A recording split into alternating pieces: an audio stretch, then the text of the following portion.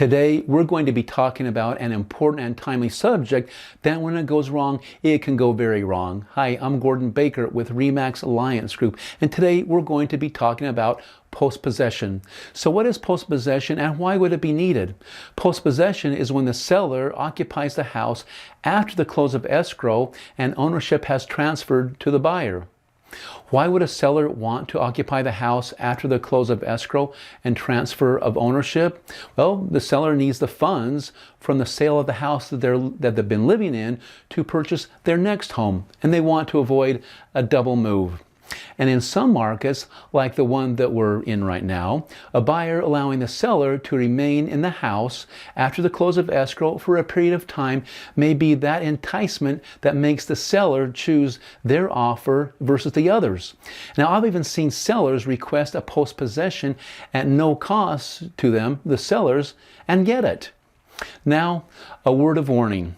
If anyone, especially an agent, says, "Oh, a post-possession is no big deal, don't worry about it," they should seriously rethink that statement because it's uninformed, period. The first thing they should do is refer to the commissioner's rule that says, "A salesperson or broker shall recommend to a client that the client seek appropriate counsel from insurance, legal, tax, accounting professionals regarding the risks of prepossession or post-possession of a property." One of the first questions that should be asked is, how long does the seller need to be in the property? Now, this is important because it will determine the type of agreement that should be used.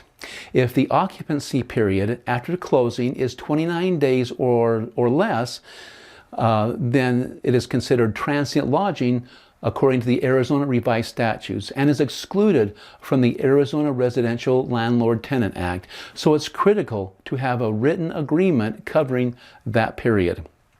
If the occupancy is 30 days or more, then a lease agreement that falls under the Landlord-Tenant Act should be used. Now, the purpose of this video is to point out the reasons for a well-written post-possession agreement, especially when it comes to transient lodging, which again is 29 days or less. Like a lot of things, everything is great until it's not. That's what can happen when a post-possession agreement goes wrong. So make sure and cover these critical areas in any agreement. First is insurance. This is extremely important. The insurance should match the use of the property, even though it may be just a few days or a few weeks. The seller's homeowner policy that they've had for years is no longer applies after the close. So guess what happens if the former owner, seller, files a claim on an owner-occupied insurance policy that they've had for years? Once the insurance company finds out the house was sold, the claim is denied. That would be catastrophic. They need to get a renter or tenant policy. On the other side, the buyer, new owner, needs to secure a dwelling fire policy that covers tenant occupancy and covers the home, limited content, and liability. Making sure the insurance matches the occupancy is critical. Next is eviction, which again we hope never even comes into play. But it does bring up judicial eviction versus non-judicial lockout. A major benefit of using a transient lodging post-possession agreement and specifically stating that the Arizona Landlord-Tenant Act does not apply is to avoid a judicial eviction, which involves a written notice followed up by an eviction lawsuit, and this will take time and money. On the other hand, a non-judicial lockout under a transient lodging agreement is much quicker, more streamlined, and costs less. Then there's the issue of repairs and maintenance. So who is responsible for the repairs and maintenance of the property? Do the repairs become the responsibility of the buyer, who is now the owner, as they would under a normal lease agreement? I've seen wording in transient post-possession agreements that state that the seller shall maintain the property in substantially the same condition as on the date of acceptance of this agreement. On the other hand, it may say the buyer is the owner is responsible for any repairs and maintenance of the property during the use term. This is one area that can't be left to assumptions, and this would be a good time to recommend that one party purchase or both split the cost of a home warranty. And who takes care of the pool and landscaping? Will the seller have the same motivation to keep the landscaping in the same condition as when the home was going on the market? Or should it be contracted out and included in the daily, per diem, or weekly rate? So that leads us to the next area, which is the per diem or daily rate.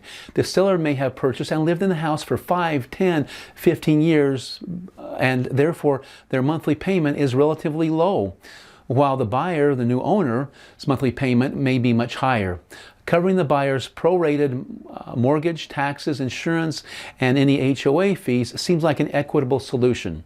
At the same time, the per diem rate is negotiable. Now the security deposit. The buyer bears the greater risk when it comes to post-possession occupancy. Therefore, a security deposit or an escrow holdback seems appropriate. And this is not capped as it is in the Residential Landlord Tenant Act when occupancy is 29 days or less. And what happens when the seller or the occupant fails to vacate, or there is damage to the property? What is the remedy for failing to perform? An adequate security deposit will give the buyer a better peace of mind. Now, these are all reasons to have a well thought out agreement. Now let's talk about an area that is often overlooked, and that is the subject of use restrictions. What if the seller has a party and someone is injured? And then the injured person sues the buyer, new homeowner, who didn't even throw the party. Should certain activities by the tenant be limited? And that's another reason to have adequate insurance coverage. So what if the seller, now the tenant, violates HOA rules and incurs a fine, or if there is illegal or criminal activity? As you can see, there are many scenarios that need to be covered. Lastly, check with the lender if there is a loan. Loans where the buyer will be an owner-occupant may require the buyers to move into the property within 60 days, and the lenders must approve any money that changes hands on the settlement statement, including a security deposit and per diem charges, so check with your lender before writing a post-possession agreement or lease. Now, these are just some of the areas of concern that need to be addressed when it comes to a post-possession occupancy agreement. And at the risk of repetition, buyers and sellers should seek appropriate counsel from insurance, legal, tax, and accounting professionals regarding the risk of prepossession or post-possession of a property.